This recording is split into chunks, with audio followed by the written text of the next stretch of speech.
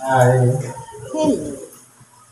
sa pangalan ko ng Dakilan, ng Kristo, isang mapapawad, ako sa bawat isa. Napakaganda po ng sita ang ating po binabasa at inuunawa. At tuloy na po na mga nangyayari na po sa mga natawag na huling panahon. Meron pa tayo dito isang alit. Sabi sa ikalawang Timoteo, sa Kapitulo 3, versikulo 2, hanggang 14. Napakaganda po ito. Ito ay warning ni Apostol Pablo sa mga tinatawag na huling araw o last days. Ano-ano ang mga ito? Sapagkat ang mga tao ay magiging maibigin sa kanyang sarili. Sabi sa English, selfish. Makasarili. Kumbaga, sa halip na magmalimos o maglimos, sa halip na mahabag sa kapwa, ang iniisip ng sarili. Alam mo nang may pangangailangan ng kapwa, sarili pa rin ang iniisip. Magiging maibigin sa salapi. Ngayon, tatanungin natin ang ating sarili. Mas maigi pa yung magbigay kaysa tumatanggap sa ating natin. Kapag tayo tumatanggap ng blessing, i-share natin sa ating kapwa. Kahit makapag-treat man lang tayo. Kasi noong mga pagbinalikan mo yung mga kautosan ng Diyos, mga tithes sa tithing, kasama po doon yung pagpapakain sa mga taga-ibang lupa. Ang unang ikapo, ibinibigay. Halimbawa, meron kang 10 baka at isang baka, iaalay mo doon sa mga bibita. Ganun yung ikapo. Pero ngayon, mali yung computation ng iba. Siyempre, halimbawa, may sahod ka na 20K, hindi ibig sabihin, 2K ang ibigay mo. Bawas mo muna yung expenses. Yung kuka, transport, loan, kuryente, tubig, lahat. Yung tira doon ka mag-divide sa 10. Yun ang ibigay mo kita po. Pero may mga pastor na swapang gusto buong-buong yung ikapo natanggap niya. Na parang ginagamit pa yung Malakias restriction. Hindi po yun applicable sa panahon na yun. Kaya, kinakailangan itama para hindi ka magiging sa salapi. Matuto tayong mahabag sa kapwa. Ano pang sabi nito? Mayayabang. Nagkaroon lang ng award, nagkaroon ng tungkulin, nagmamalaki na. Yung na-experience natin yun. Pagkatapos ng mission, doon ko na kung kasama kayo. Hindi mo ba ako mabatingin? Kasangka pa na ako. Wala kami cellphone na ginamit, hindi namin alam. Bawal ang cellphone. Mga mapagmalaki. Ito na yung nakagawa ng kaunting bagay na kapure-pure. Hindi na balita pa sa iba. Kumbaga, tagumpay lang, may tagumpay lang, ikinikwento pa. Pag mayayabang kasi, attitude yun, yung mapagmalaki accomplishment yun. Mapagtungayaw. Sabi sa Bicol, paramuga. Pinsan ko, parang yung mga bata ngayon, marunatong na magmura. Nakukuha mo yan, sabi nga, masamang kasama ay sumisira ng magagandang ugali. Ano ba po? Masuwayin sa mga magulang. Dito po tayo mag-ingat, lalo na yung mga kabataan. Kasi po, ang sabi sa Efeso, igalang mo ang iyong ama. Kahit yung ama mo mali, yung ina mo mali, igalang. Anong klaseng paggalang? Po at opo ba? Hindi. Respeto sa desisyon ng magulang. Ano ang matatanggap ng anak kapag marunong tayong magrespeto sa magulang? Upang mabuhay ka ng maayos sa ibabang lupa, upang mapabuti ka at bumaba ang iyong buhay. Mabuhay ka ng malapang sa lupa. Dalawa po pala ang benepisyo ng pagrespeto.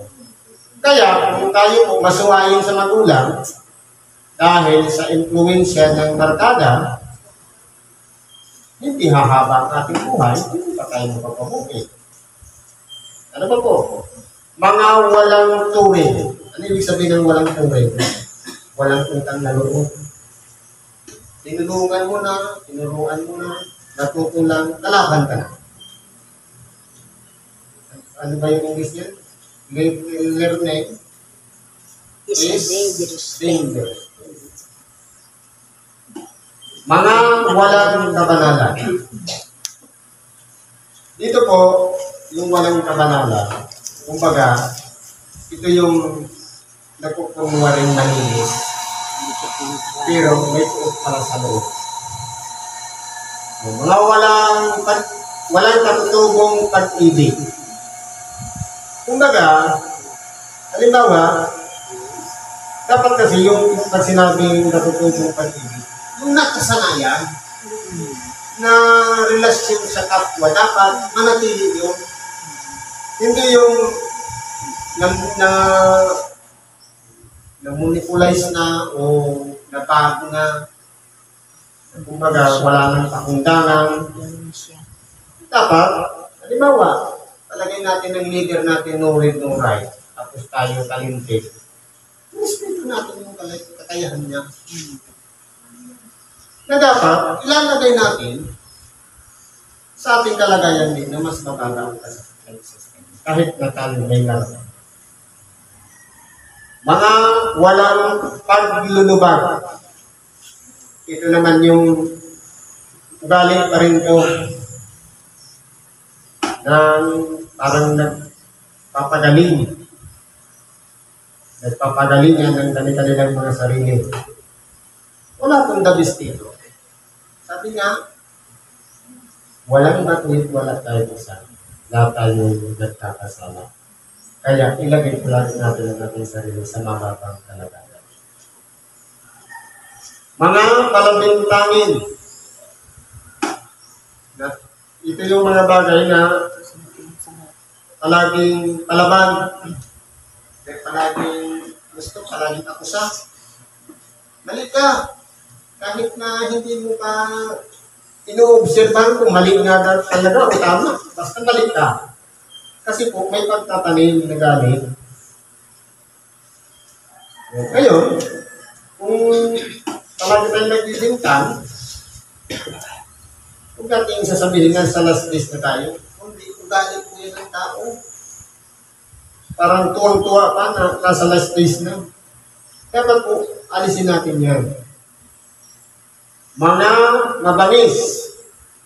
Ito naman yung mga tao na halos sa buong buhay niyo walang kasundo. Kahit saan mo ilagay, kahit ikulong mo yan, kaaway pag lahat ng nandoon. Ano ba po?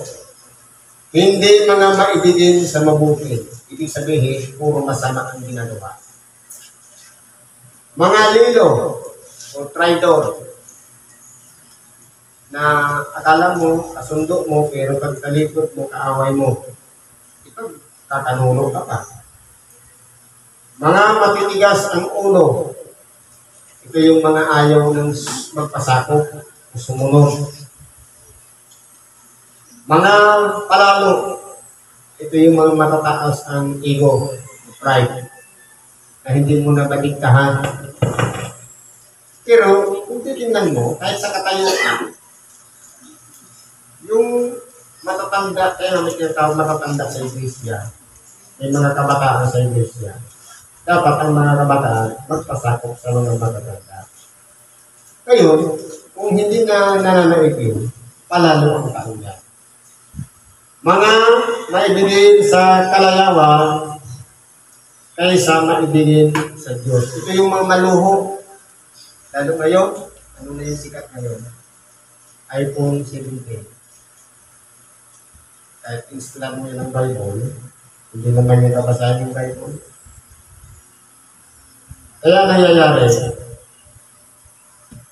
kasalanan din ng magulang. Kung bakit nakakasanayan ng anak. Ang layaw.